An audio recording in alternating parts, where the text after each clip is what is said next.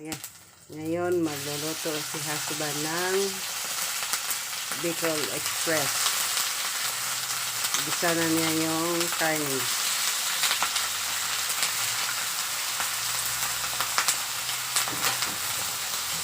Ang lagay namin na gulay is sayote. Maganda sana niyan is sitaw, no? Available namin is sayote lang naman. Pakasama mo yun, guys.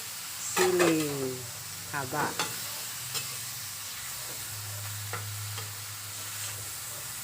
Tapos ilagay mo na yung sayote. Iman natin, guys. Ilan mo natin sa sabi mo. Takpan na muna. Lutuin mo na rin yung karne. Open sesame.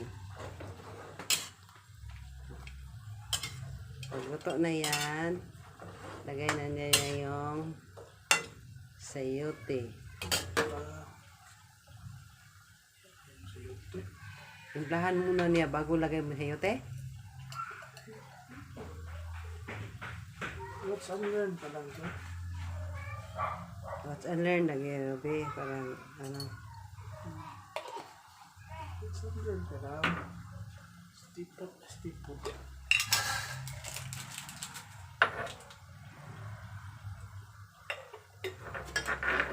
Kaya naluto mo ba lagi? Bakal lang.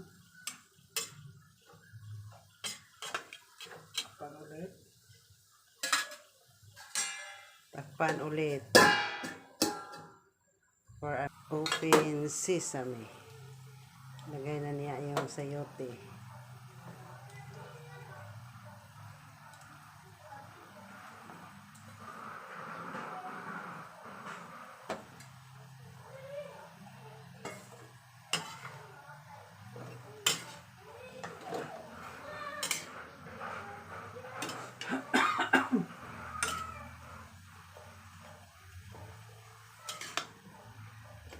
Sayote na natin yung gata. Isuin natin sa yote. Natakpan na muna kasi paanuhin pa muna yung sayote. Open sesame na naman. Sa pisuan yung tindi. Bakit? Sa gabi yun ang magkandagan. Ilagay na natin ang Okay, diba? okay lagi yan, okay. Gata. Na mo siya kasi nilagay kasi sa rep, kaya nagkaganon. Okay na kaya yan or dagdagan mo pa yung gata. Tingnan natin. Ginataang sayote at karning baboy. Takpan na naman ulit.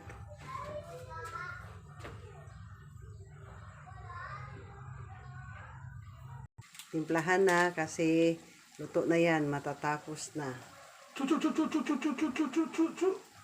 Ang ginataang Bicol Express mo kuno dapat niya sayote raman ang nilagay namin kasi walang sitaw. Bicol lang, wala express. Express na lang, wala Bicol. Ano na lang yan pangalan niya? Ginataang karning baboy na may sayote. Yun na lang ang pangalan niya. Tapos na.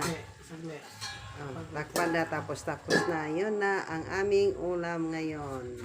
Tapos na.